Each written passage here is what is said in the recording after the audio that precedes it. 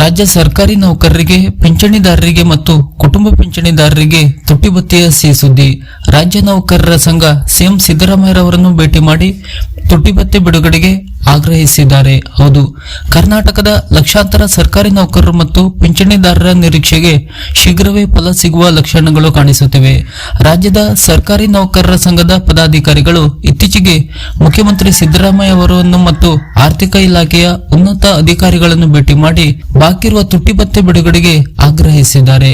ರಾಜ್ಯದ ಪ್ರತಿಯೊಬ್ಬ ಸರ್ಕಾರಿ ನೌಕರರು, ನಿವೃತ್ತ ನೌಕರರು, ಪಿಂಚಣಿದಾರರು ಮತ್ತು ಕುಟುಂಬ ಪಿಂಚಣಿದಾರರು ಬಹಳ ದಿನಗಳಿಂದ ಎದುರು ನೋಡುತ್ತಿದ್ದ ಶುಭ ಸುದ್ದಿಯೊಂದು ಸದ್ಯದಲ್ಲೇ ಹೊರಬೀಳುವ ಸಾಧ್ಯತೆ ದಟ್ಟವಾಗಿದೆ.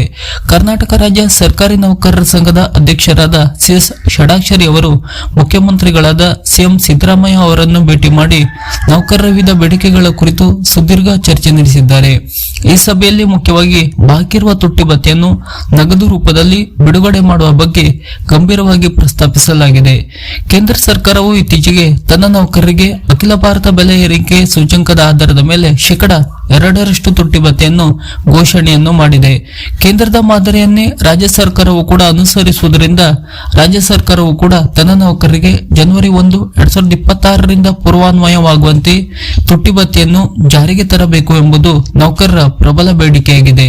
ಈ ನಿಟ್ಟಿನಲ್ಲಿ ನೌಕರರ ಸಂಘವು ಆರ್ಥಿಕ ಇಲಾಖೆಯ ಅಪರ ಕಾರ್ಯದರ್ಶಿಗಳಿಗೆ ಪತ್ರ ಬರೆದಿದ್ದು, ಬೆಲೆ ಏರಿಕೆ ಈ ಸಂದರ್ಭದಲ್ಲಿ ನೌಕರರಿಗೆ ಆರ್ಥಿಕ ನೆರವು ನೀಡುವ ತುಟ್ಟಿ ಭತ್ಯೆ ಹೆಚ್ಚಳ ಅನಿವಾರ್ಯವಾಗಿದೆ ಎಂದು ಮನವರಿಕೆ ಮಾಡಿಕೊಟ್ಟಿದ್ದಾರೆ. ಪೆಟ್ರೋಲಿಯಂ ಉತ್ಪನ್ನಗಳ ಬೆಲೆ ಏರಿಕೆಯಿಂದ ಅಗತ್ಯ ವಸ್ತುಗಳ ಬೆಲೆ ಗಗನಕ್ಕೇರುತ್ತಿರುವ ಈ ಪರಿಸ್ಥಿತಿಯಲ್ಲಿ ಕನಿಷ್ಠ ಶೇಕಡ 4ರಿಂದ 5% ಹೆಚ್ಚಳವಾಗಬಹುದು ಎಂಬ ನಿರೀಕ್ಷೆ ಇತ್ತಾದರೂ ಕೇಂದ್ರ ಸರ್ಕಾರ ಕೇವಲ 2% ತುಟ್ಟಿ ಭತ್ಯೆ ಘೋಷಿಸಿರುವುದು ನೌಕರರಲ್ಲಿ ಸ್ವಲ್ಪ ಅಸಮಾಧಾನ ಮೂಡಿಸಿತು. ಆದರೂ ರಾಜ್ಯ ಸರ್ಕಾರವು ಕನಿಷ್ಠ ಶೇಕಡ 2% ತುಟ್ಟಿ ಭತ್ಯೆ ಹೆಚ್ಚಳವನ್ನು ತಕ್ಷಣವೇ ಜಾರಿ ತರಬೇಕು ಎಂಬುದು ನೌಕರರ ಸಂಘದ ಆಶಯವಾಗಿದೆ.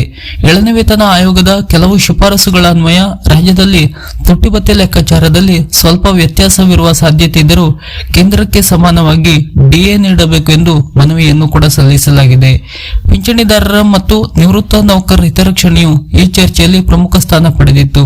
ವಿಶೇಷವಾಗಿ 2022ರಿಂದ 2024ರ ಅವಧಿಯಲ್ಲಿ ನಿವೃತ್ತರಾದ ಸುಮಾರು 30,000ಕ್ಕೂ ಹೆಚ್ಚು ನೌಕರರಿಗೆ 7ನೇ ವೇತನ ಆಯೋಗದ ಅನ್ವಯ ಸಿಗಬೇಕಾದ ಡಿಸಿಆರ್ಜಿ ಮತ್ತು ಕಮ್ಯುಟೇಷನ್ ಸೌಲಭ್ಯಗಳನ್ನು ಒದಗಿಸುವಂತೆ ಒತ್ತಾಯಿಸಲಾಗಿದೆ. ಇದರ ಜೊತೆಗೆ 80 ವರ್ಷ ದಾಟಿದ ನಿವೃತ್ತರಿಗೆ ನೀಡಲಾಗುವ ಶೇಕಡ 10% ಹೆಚ್ಚುವರಿ ಪಿಂಚಣಿ ಸೌಲಭ್ಯದ ಬಗ್ಗೆಯೂ ಧ್ವನಿ ಎತ್ತಲಾಗಿದೆ. ಮುಖ್ಯಮಂತ್ರಿಗಳು ಈ ಎಲ್ಲಾ ಮನವಿಗಳಿಗೆ ಸಕಾರಾತ್ಮಕವಾಗಿ ಸ್ಪಂದಿಸಿದ್ದು, ಆರ್ಥಿಕ ಇಲಾಖೆಯೊಂದಿಗೆ ಚರ್ಚಿಸಿ ಶೀಘ್ರದಲ್ಲೇ ಅಧಿಕೃತ ಆದೇಶ ಹೊರಡಿಸುವ ಭರವಸೆಯನ್ನು ನೀಡಿದ್ದಾರೆ.